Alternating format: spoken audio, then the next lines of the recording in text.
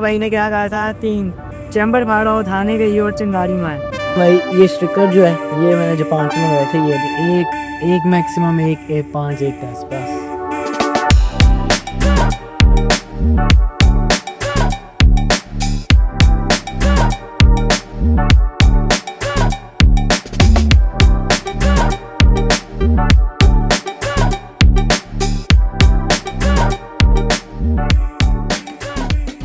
अस्सलाम वालेकुम, welcome back to another vlog, another video after a very long time. Because बहुत ज़्यादा मसरूफियात चल रही हैं। और उसके बाद याद होगा आपको, मैंने एक मेरान ली थी जिसको हमने कहा था कि हम मॉडिफाई करेंगे, स्टॉक करेंगे। तो मेरा ख्वाब तो पूरा नहीं हुआ मॉडिफिकेशन का, बट मेरे सामने एक गाड़ी खड़ी है जो कि बिल्कुल मेरे ख्वाबों के ऊपर उतरी है। तो अगर पास से जाएँ तो स्काई ब्लू कलर के अंदर ये गाड़ी आ जाती है, डेड ड्रॉप है, और उसके बाद अलॉय व्हील्स इसमें डले हुए हैं, साइड बॉडी किट्स हैं। पीछे से अगर मोटा मोटा देखें तो इसमें एक अदद स्पॉइलर भी ऐड हुआ है जो कि बहुत अच्छा लग रहा है। इवन मेहरान को स्पॉइलर लगा हुआ बहुत बुरा लगता है। और अगर बैक से बात करें तो बैक में इसकी कस्टम टेल लाइट आ जाती हैं, कस्टम नंबर प्लेट आ जाती हैं, एंड अगेन यहाँ पे आपको एग्जॉस्ट टिप भी देखने को मिलती है जो कि इसके साउंड को थोड़ा सा इम्प्रूव करती है। और यहाँ पे एक लटका हुआ स्टीयरिंग जो कि इसकी अगेन बैक लुक को बहुत ज़्यादा एग्रेसिव और इनहेंस कर रही है। और अगर साइड प्रोफाइल से देखें तो साइड पे यहाँ पे आपको स्टिकर्स देखने को मिल जाते हैं जो प्योर जेडीएम लुक दे रही है गाड़ी को। और अगर साइड प्रोफाइल से गाड़ी को देखें तो गाड़ी बहुत ही अच्छी लग रही है, नॉट इवन जो कहते हैं ना ओवर मॉडिफिकेशन नहीं है। और अगर फ्रंट से बात करें तो फ्रंट्स में अभी आपको नज़र नहीं आएगा, जो नज़र आने वाली चीज़ें हैं वो इसकी ग्रिल है, वो इसका बम्पर है, इसकी नंबर प्लेट है, और इसकी जो है वो मेन लाइट्स हैं। लाइट्स ऐसे आपको नज़र आ रही हैं, रात में मैं साथ ओवरले लगा दूँगा, देख लीजिएगा रात में इसकी लुक्स कैसे निकलती हैं। और अगर नीचे से बात करें तो नीचे से इसका कस्टम इंडिकेटर भी आ जाते हैं जो कि रात को ज़्यादा प्रोमिनेंट हो गए, अभी दिन में बिल्कुल भी प्रोमिनेंट नहीं है। और अगर यहाँ से बात करें तो ये इसके वाइपर आ जाते हैं, ये विड्स के लगे हैं। तो टोटल गाड़ी में बहुत ज़्यादा मॉडिफिकेशन हैं, बहुत ज़्यादा मॉड्स किए गए हैं। और अगर इंटीरियर से बात करें तो इंटीरियर में ज़्यादा इतने मॉड्स नहीं हुए हुए, अगर सिंपल एंड बेसिक इंटीरियर रखा हुआ है लेकिन उसको नीट एंड क्लीन सिचुएशन में रखा है। यहाँ पे स्टीयरिंग आ जाता है मोमोज़ का, I think so Toyota 80s का है या उनके ऑनर मज़ीद जानते हैं। और अगेन यहाँ पे एक स्ट्रैप लटका हुआ है, और इंटीरियर में थोड़ी बहुत स्ट्रिकिंग हुई है, वैसे इंटीरियर मोस्टली स्टॉक है। और ये एक गियर नॉब हो जाती है। बाकी मोस्टली जो गाड़ी का रूफ़ है वो ब्लैक हुआ है, और इतनी कुछ खास इंटीरियर से मॉडिफिकेशन नहीं है, बट एक्सटीरियर में भाई ने अच्छा खासा खर्चा किया हुआ। तो आए मिलते हैं इनके ऑनर से, उनसे पूछते हैं इनकी ज़ुबानी कि उन्होंने कैसे और क्यों ये गाड़ी को तैयार किया। इस ब्यूटी के ऑनर मौजूद हैं कासिम खान साहब। अस्सलाम वालेकुम बॉस, क्या हाल है? वालेकुम सलाम यार, मैं ठीक, आपका क्या हाल है? मैं ठीक। तो बताएं बॉस कि आपने वाई मेहरान, मतलब इतने ज़्यादा ऑप्शंस थे मार्केट में, तो वाई बॉस? यार ये 2004 में है और मेरा 2004 मॉडल है, और ये 2004 से हमारे पास है फर्स्ट हैंड गाड़ी। सो ये मेरे बाबा ने ली थी 2004 में, तो अब मुझे मिल गई, तो इस वजह से फिर मेरा। तो इसमें ज़रा बताएं आपने क्या क्या मॉड्स किए हुए हैं, अगर और कितनी इन पे कॉस्ट आई है टोटल, क्योंकि मेहरान को मोस्टली लोग छेड़ते भी नहीं है कि भाई पैसे का ज़ाया है, बाद में रीसेल नहीं होगी ये वगैरह। यार फर्स्ट ऑफ ऑल इसका ना पेंट जो है ये जेन्युइन पेंट है, ठीक है। और सेकेंडली सारा जो इसका सामान है ना जेन्युइन वो पड़ा है। रीसेल की जहाँ तक बात रही, रीसेल करनी हुई सारा जेन्युइन सामान लग के रीसेल हो जाती है, रीसेल का रोल है। जहाँ तक रही मॉडिफिकेशन की बात, फ्रंट से देख लो तो ये बम्पर के आगे बॉडी किट और फिर इनको पुटीन करके पेंट करा लिया। और ये कस्टम इंडिकेटर्स, ये जो कस्टम इंडिकेटर्स है ना, ये तो मतलब बहुत रेयर है, रेयर नहीं मतलब इनका मैं कहूँगा कि ये है ही एक ही पीस है। क्योंकि आपने बनाए खुद हैं तो आप बता रहे थे। हाँ, ये नहीं किसी के पास, क्योंकि लाइट लेके उसको कस्टम बिल्कुल 0 से 10 तक लेकर के। फिर ये ग्रिल है, ये मैंने पिंडी से मंगवाई थी, ये भी मुझे अप्रॉक्सीमेटली कॉस्ट थी 2000 रुपये की। तो ये कौन से मॉडल की है? यार ये 2004 मॉडल है, 2004 में ये 3 लाख रुपए की ली थी। Brand new? यानी शोरूम से नहीं दिवाई थी। ओके, तो मतलब ब्रांड न्यू गाड़ी पे आपने मॉड्स कर दी है। तो इंटीरियर एक्सटीरियर अभी तक साफ़ सुथरा है इसका? अभी तक जेन्युइन है, सब कुछ जेन्युइन है। जहाँ तक जेन्युइन बम्पर्स वगैरह, फेंडर इसके जेन्युइन नहीं है, ये मैंने लिए थे बिलालगंज से, फिर इनको मैंने ये रोल ओवर करवाया। ओके। बाकी ये फिटमेंट देखो ना। मतलब अगर देखें तो बिल्कुल अभी सिर्फ 1 इंच का गैप है टायर और फेंडर के दरम्यान में, ज़्यादा डेड ड्रॉप नहीं हुई। नॉर्मल है, मतलब डेली यूज में भी बंदा चला सकता है रेड ड्रॉप। में भी चल तो ये कॉइल हाउस पे रेड ड्रॉप है या फिर लो स्प्रिंग्स पे? सीन ये है कॉइल ओवर्स, जी। लेकिन कॉइल ओवर्स पे भी हमने स्प्रिंग को काट दिया कि हमें हाइट वो नहीं, मज़े की नहीं लग रही थी। तो बम्पी राइड नहीं है इसकी ज़्यादा कुछ टिप? ये रह पाया ये बिल्कुल बिल्कुल स्टेप था, बहुत स्टैटिक है, बहुत बहुत बम्पी राइड हो। और लाहौर की रोड्स पे तो बहुत ज़्यादा ही बस अल्लाह अल्लाह करके चलती है। चले, ये फ्रंट हो गया। और अगर बैक से बात करें तो बैक से आपने क्या मॉड्स किए हैं? बैक का ये है कि पहले तो ये साइड साइड किट्स हैं, ये सिविक एक्स की हैं और ईके की, सॉरी एक्स नहीं ईके की हैं, और इनको फिर ट्रिम करा के ना मेहरान पे लगवाया। नाइस। फर्स्ट में मुझे ईके की प्राइस नहीं हुई थी। अगर बैक प्रोफाइल से बात करें तो बैक प्रोफाइल फ्रंट की निस्बत बहुत ज़्यादा अग्रेसिव और मज़े की है। तो बैक में आपने क्या क्या करवाया हुआ है? यार बैक प्रोफाइल का ये है कि इसलिए कस्टम बैकलाइट्स है, pre all the way from model town customs, headlights backlights. मेरी गाड़ी में ना जो भी मॉड्स हुए हैं ये मैंने मॉडल टाउन कस्टम से कराए थे। तो इनका ये है एक सीन के ना न्यू कार का इसको ना बहुत डिस्काउंटेड प्राइस में और गुड क्वालिटी में चीज़ मिल जाती है, तो वो गुड चीज़ है। बाकी ये बम्पर्स जो हैं ये अपने इधर एक और बॉय है मेहरान वाला लाहौर में, शॉन है उसका नाम, उसके पास गोल्डन, शायान। हाँ शायान, शायान, मुझे बिल्कुल। उससे मैंने ही ली है बम्पर उसका है। उससे लेके सारा रेनोवेट कराया। जहाँ तक ये बात पॉइलर की, फिर वही बात के मॉडर्न टाउन कस्टम्स जेंट्स कराए इसके। और ये एच के स्टेप जो है ये परोला वाले तालाब भाई हैं, ओके। इस वाले air air air system air suspension वाले, ठीक है। उनका है, उसने वहाँ से उठा लिया। ये भी मैंने मॉडर्न टाउन कस्टम से किया। तो ये स्ट्रेट पाइप सारी है या सिर्फ टिप लगी हुई है? यार फर्स्ट ऑफ ऑल ना इसका पहले तो सारा स्ट्रेट पाइप था, कट ऑफ भी था। कट ऑफ मैंने पिंडी अवैस से मंगवाया था। ओके। अवैस वो पिंक मेहरान जिसकी है। Pink Mehran, I think so वो पिंडी नहीं है, वो सरगोदा से है। हाँ सॉरी सर। तो स्टिकर्स आपने क्या सोच के लगाए हैं? मतलब यार एक बड़ी प्योर जेडीएम वाइब दे रही है। तो स्ट्रेट फॉरवर्ड सी बात है, मुझे थोड़ा सा राइज लुक चाहिए था, लेकिन मैं अगर कहीं और करता तो बहुत बड़ा लग रहा। हाँ, नो डाउट। तो बस ये दो जो होती हैं इसके समोसियाँ उन पे कर लिया। और ये अवैस भाई से थोड़ा सा इंस्पायर होके उन्होंने भी इधर ही किया हुआ है। बाकी जो स्टिकर है बस ये इधर ही हैं, और अंदर दो लगे हुए हैं और अंदर एक और एक फ्रंट पे लगा हुआ है स्टैटिक का। तो ये स्टैटिक कोई कम्युनिटी है या खुद ही से बस लगाया हुआ है? खुदी गाड़ी पैटेक है। ओके, मतलब लोगों ने कम्युनिटी का लगाया होता है ना, सिंस्टर ये वो आगे पीछे। कम्युनिटी का ये है कि बहुत कॉन्ट्रोवर्शियल सवाल है ये रहम दे यार। अगेन यहाँ पे स्टिकर्स आ जाते हैं और यहाँ पे भाई की इंस्टाग्राम आईडी भी मेंशन है, मैं लिंक दे दूंगा डिस्क्रिप्शन में, फॉलो कर लेना। ये है प्लेट जो है, ये प्लेट मैंने बनवाई। ये स्टिकर जो है ये मैंने जापान से मंगवाए थे, ये दो। ये बहुत बहुत मुझे कॉस्टली पड़े थे। ये प्लेट जो है ये मेरा एक बॉय है करामत, उससे बनवाई थी। और जो भी मेरा फ्रंट और बैक पे भी स्टिकर हुआ हुआ है। तो इन स्टिकर्स में ऐसी क्या खास बात है जो आपने all the way from Japan से मंगवाए? यार बस ये थोड़ा जेडीएम लुक दे रहा था और ये बस मंगवा लिया था, बाद में एहसास हुआ कि क्यों मंगवाया। ये तो पाकिस्तान से भी तो बन सकता था ये। वही तो कह रहा हूँ, बस मंगवा लिया था। उसके बाद उसको एक स्टोरी लगानी थी ना कि हमारे तो स्टिकर भी जापान से आते हैं।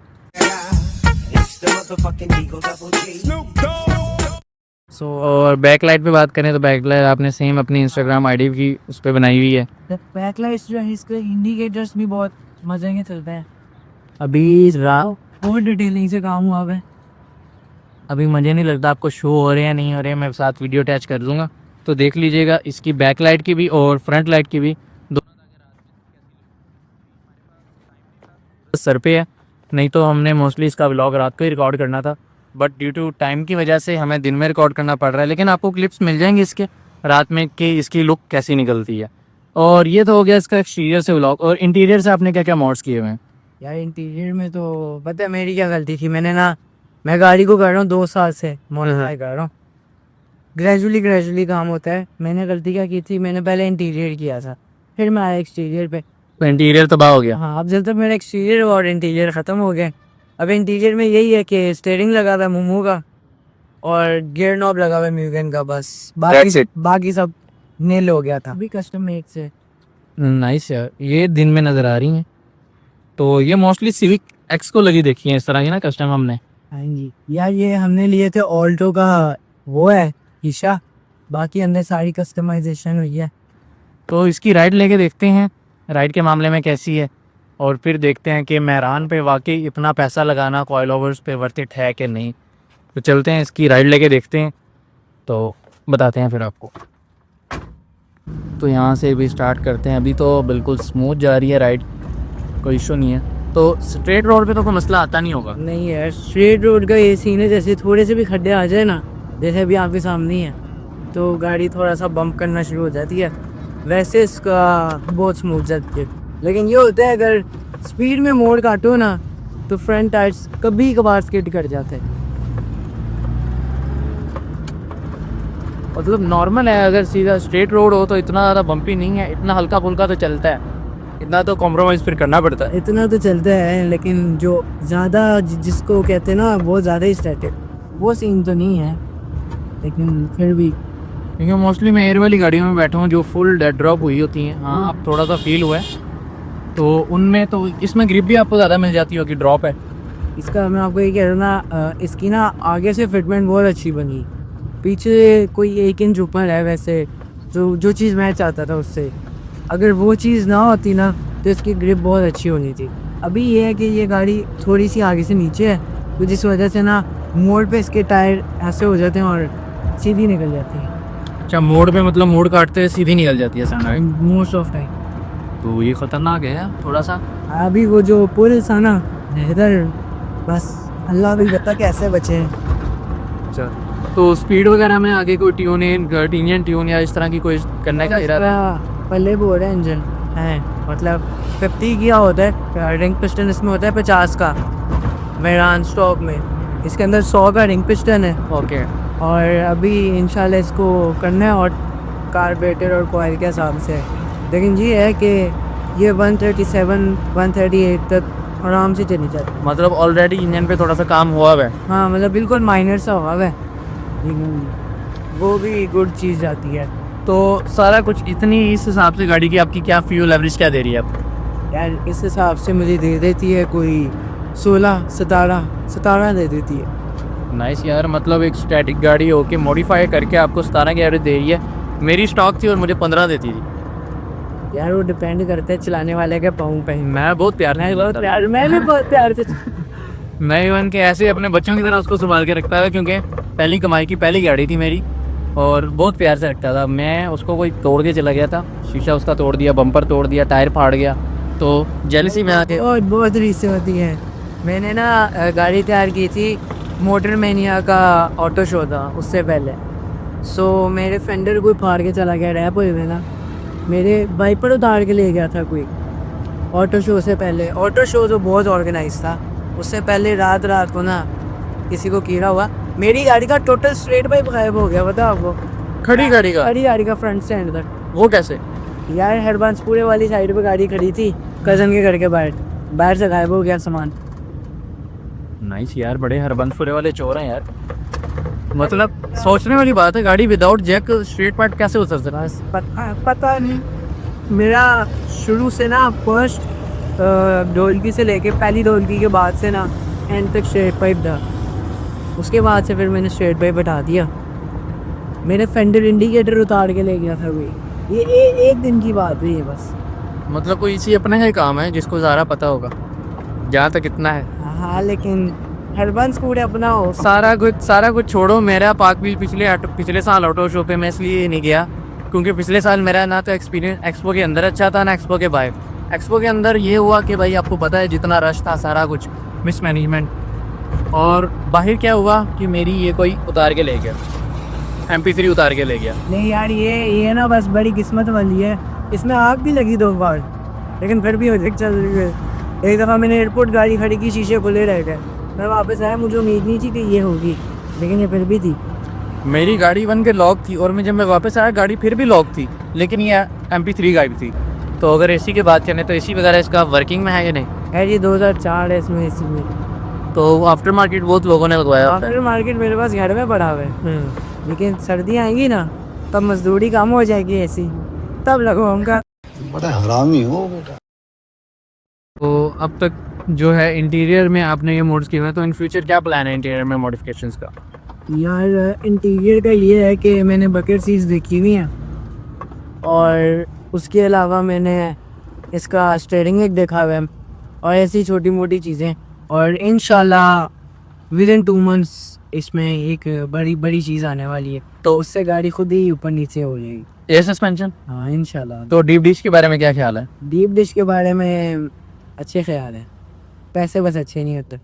तो इस रिम को देके डीप डिश भी तो मिल जाता है। लेकिन फिर मेरे पास 12 साइडों की अच्छा रिम नहीं होगा, मैंने लेना है 13 या 14 में कोई डीप डिश नहीं। उसके लिए मैंने किया हुआ मॉडर्न कस्टम वाले बॉय को मैसेज, सो उसने कहा वो कर देगा सोर्स।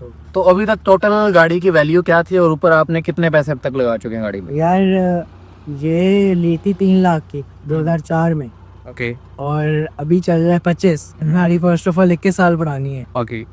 वैसे इंजन पे मेरा 80,000 लगा हुआ है, वो जो आपने पिस्टन वगैरह चेंज किए पिस्टन वगैरह का वो तो इतना सीन नहीं है, लेकिन ओवरऑल ये सीन है कि हेडलाइट्स जो है मेरी वो मुझे 14,000 की कॉस्ट की, बैक लाइट्स मुझे 10,000 की कॉस्ट की, तो ऑल द वे करके कोई अप्रोक्सीमेटली 100 के हो जाता, पूरी गाड़ी पे जितने मॉडल्स लगे हैं। अप्रोक्सीमेटली। उससे कम ही होगा, उससे ज़्यादा नहीं होता, और रिम टायर कॉइल ओवर सब डाल के।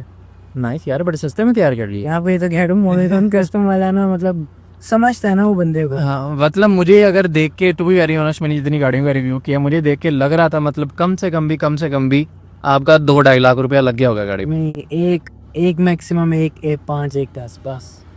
नाइस, मतलब तकरीबन अगर रिम टायर की बात करें तो 70,000 50,000 के तो खाली रिम टायर आते हैं यार ये मैंने 25,000 के दिए, दोनों चीज़ें। दोनों चीज़। नाइस यार, मॉडल टाउन कस्टम यार, नाइस। यस, वो बंदा ना, आप उससे थोड़ी रिक्वेस्ट वगैरह करो ना, मतलब नया कार का इसको ना बहुत सपोर्ट करता है और चीज़ें गुड दे देता है।